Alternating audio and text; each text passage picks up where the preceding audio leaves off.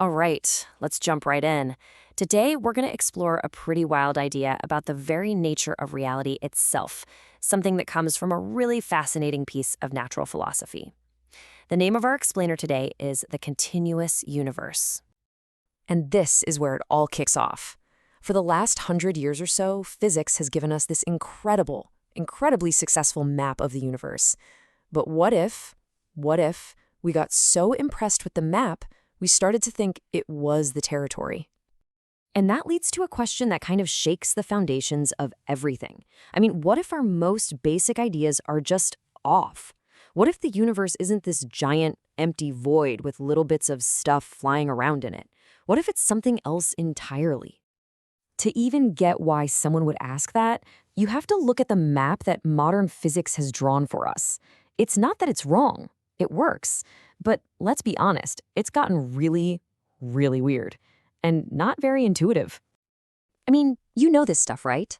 We're told particles are also waves, that space-time can literally bend, that even a perfect vacuum is fizzing with energy, and that reality itself kind of waits for us to look at it before it makes up its mind. Now, the theory we're digging into today doesn't say any of that is false. It just offers one single, surprisingly simple idea that might just make all that weirdness make a little more sense. So let's get to it. What is this core idea? It's really just a simple analogy that asks you to completely rethink everything, the relationship between a rope and a knot that's tied in it. Okay, this is the foundation for the whole thing.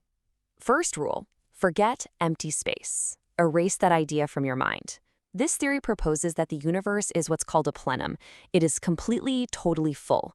It's filled with one single substance, an absolute fluid that's perfectly smooth and continuous. There are no gaps, no smallest parts. Don't think of it like water with little molecules. Think of it more like a single infinite sheet of silk. And this right here, this is the whole shift in thinking. This is the aha moment. The standard view: space is an empty stage, and particles are the actors moving around on it. But in this new picture, there are no separate actors. There is only the stage, this fluid. And particles aren't things on the stage. They're just stable little knots tied in the fabric of the stage itself. And that is such a crucial point. So an electron isn't a tiny little thing floating in space. An electron is a tiny, stable twist of space. There's no more separation between the object and the space it's in. The knot and the rope are the exact same thing. Now, that's a really cool idea, right? But for it to be more than just a cool idea, it has to actually explain things. It should be able to make sense of those big puzzles we talked about. So let's put it to the test. Let's see how it handles the two massive pillars of physics: quantum mechanics and relativity. Okay, first up, the most basic rule of the quantum world: quantization. Why is it that electric charge only comes in neat little packets? Why do you have one electron or two electrons, but you can never, ever have 1.5 electrons? The standard model basically says, well, that's just how it is. But this model gives us a physical reason why. And the explanation is just beautiful. It's so simple. Think about that rope again. If you're going to tie a knot that actually stays a knot, you have to make a full, complete loop, right? You can have one loop, you can have two loops, but you can't have half a loop. It's not a thing. It would just unravel. And that's it. That's why things are quantized. It isn't some weird cosmic rule. It's just a basic physical fact about how knots work. You get discrete things because you can only have whole knots. Okay, now for the really weird one: entanglement. What Einstein called spooky action at a distance.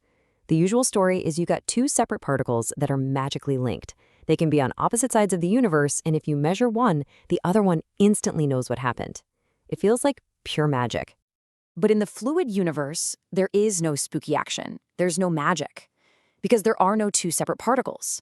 What we see as two entangled particles are really just the two visible ends of a single U-shaped knot in the fluid. Think of it like a long piece of string underwater, where you can only see the two ends poking out. If you wiggle one end, of course the other end moves at the same time. They're physically connected. They're part of the same object. So what about relativity? Well, this model says that stuff isn't about the geometry of space-time. It's about fluid dynamics. As one of these knots, a particle, moves through the fluid, the pressure of the fluid literally squishes it in the direction it's moving. That's length contraction. The knot's internal vibration, its clock, slows down because all its energy is going into moving forward. That's time dilation. And the speed of light? That's just the sound barrier of the fluid. It's the maximum speed a wave can travel through it. You can't go faster for the same reason you can't outrun your own shadow. So if you start thinking this way, if you see the universe not as objects in a void, but as patterns in a fluid, well, the consequences are huge. It goes way beyond physics and straight into philosophy.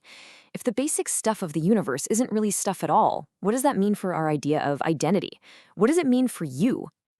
To get at this, let's look at a classic thought experiment you've probably heard of, the ship of Theseus. You have a wooden ship. Over many years, as the planks rot, you replace them one by one.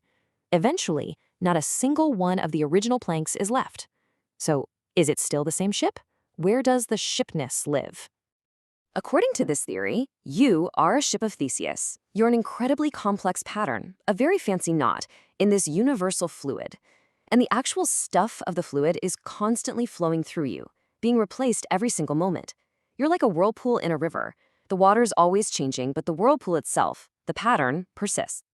And this gives us a really clean, powerful answer to that old paradox. Your identity, my identity, it doesn't live in the physical bits and pieces that make us up at any given moment. That stuff is temporary. Our identity is in the pattern, the persistent, self-sustaining pattern that the substance is flowing through. And all of this leads to a pretty radical conclusion about what you are. You are not a thing. You are a process. You aren't a noun, you are a verb. Your existence isn't just a state of being, it's a constant act of becoming, of holding this incredible pattern together against the constant flow of the universe. So I'll just leave you with this final thought to chew on. If there's no solid, unchanging you at the center of it all, if you're just a persistent pattern in a universal medium that connects everything, what does it truly mean to be an individual?